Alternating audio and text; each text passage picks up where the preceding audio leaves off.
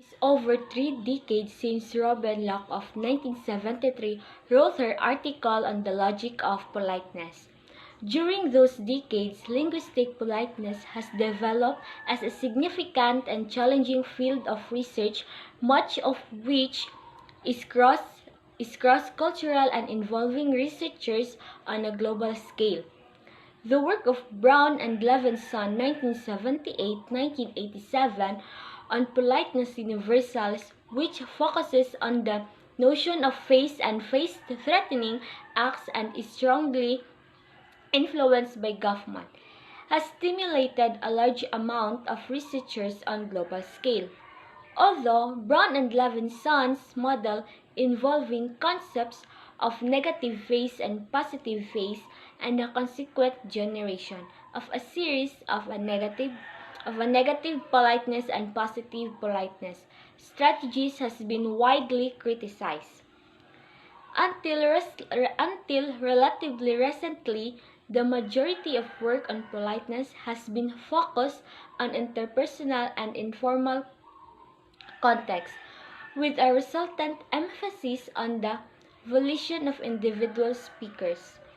Brown and Levinson, 1987, do include power and crucial component of the well-known formula for computing the weightiness of face-threatening act in addition. A considerable numbers of writers have explored the relationship between power and verbal interaction from various perspectives. However, it is significant that none of these, including Fairclough 2001 in his edition of Language and Power and Thornborough 2002 in her Power Talk, foreground the role of politeness even in the context of data taken from a range of institutional settings. Though both Fairclough and Thornborough analyze perceptively the relationship between power and discursive roles as they are manifest in such settings. Oh. Power. What is power? Power is the capacity or ability to direct or influence the behavior of others or the course of events.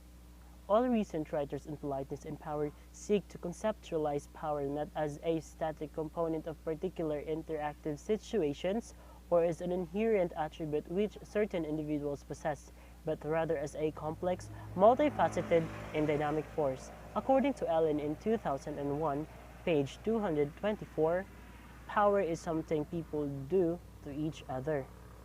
And in the research of Holmes and Stubb in 2003, page 1, that they focus in workplace discourse and they examine how people do power and politeness throughout the day in their talk at work.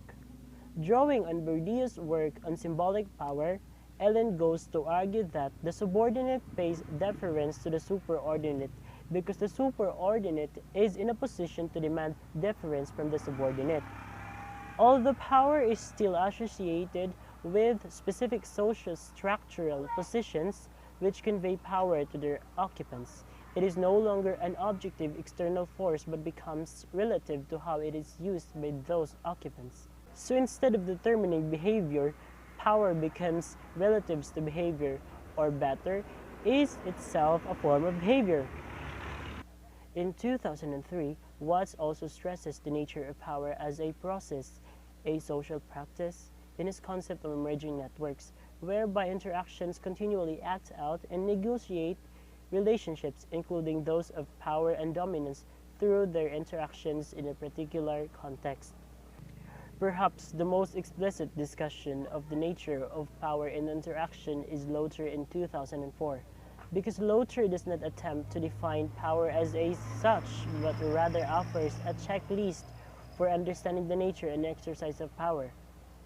Her concept of power as relational, dynamic, and contestable not only enables us to perceive conflicts and clashes of interests which might be latent, but it is also meant as a tool for the analysis of power using a qualitative approach to linguistic data. Thus, the issue of conceptualizing power in research concerned with linguistic politeness has centered on attempting to find a way to do justice to theoretical complexity and multifaceted nature of power as a form of social practice, while at the same time providing a version of power which can act out as a credible and useful analytical tool and will make us to operationalize the concept and identify the exercise of power in naturalistic linguistic data.